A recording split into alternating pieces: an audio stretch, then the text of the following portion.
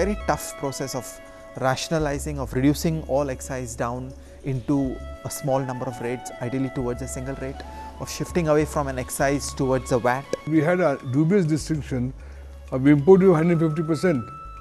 It was brought down, so beautifully done. I mean, trade reforms and import tariff reforms, a great success story. I think it's very important because then businesses can plan. They know where tariffs are heading.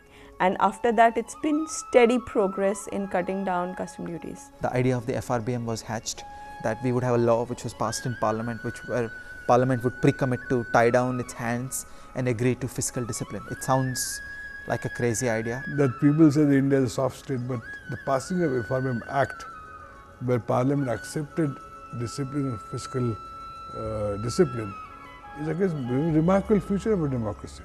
That it was accepted by our political elite and it was implemented. The second key message was the role of computer technology. In that time, Kelkar pioneered the establishment of something called the Tax Information Network.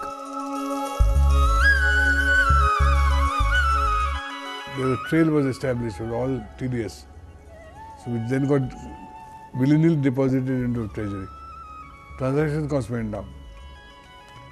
So TIN was a great success story and it was implemented by NSDL thanks to Mr. Bhave. Concept of tax information network and the ability to see that that project comes to execution was where I think he made a huge contribution, and that is not a contribution to NSDL, that's really a contribution to the country. Dr. Kelkar was very keen about the configuration of the goods and services tax. When goods are exported, you refund all indirect taxes within the country to the exporter, because the way the world works is that the high sea price is stripped of taxation. When goods leave your country, your domestic taxes are out of the picture. Today, India, manufacturing sector is one of the highest tax in the world. The total state versus centers goes between 26 to 28%.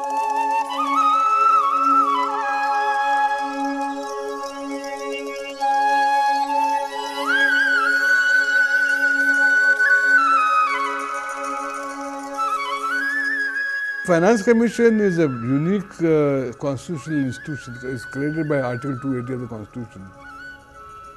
And it has essentially two primary tasks. One is sharing of taxes between union government and the states.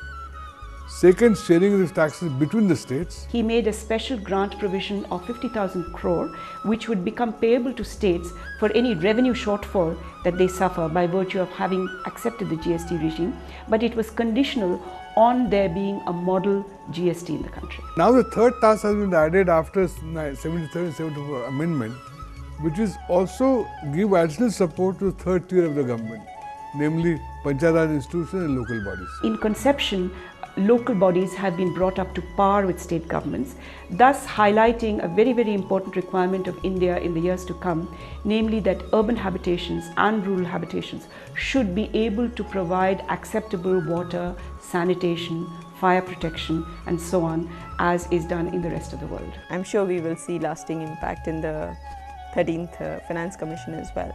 He thinks of where India needs to go in the long term, and with that in mind, what are the steps that we need to do today? And that's why he's had tremendous impact in modernizing, changing the tax system in the country today.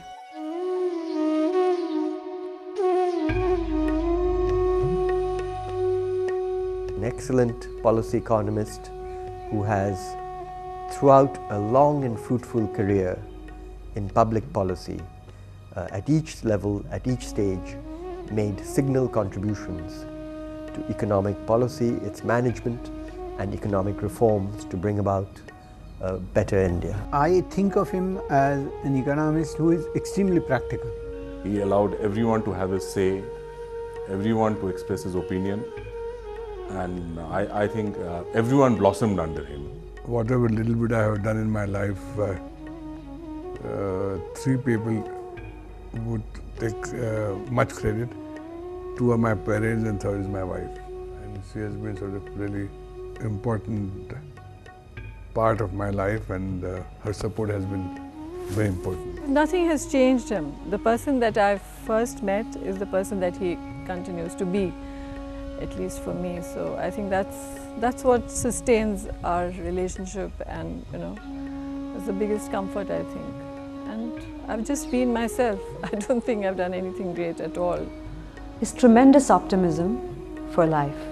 He's enormously optimistic, despite all odds. He's been optimistic about his country, he's optimistic about the future, about everyone's future. And that is something that I'm constantly striving for, because I think that drives his passion for his work, for life. And that's something that I'm constantly wanting to be more of, the optimism.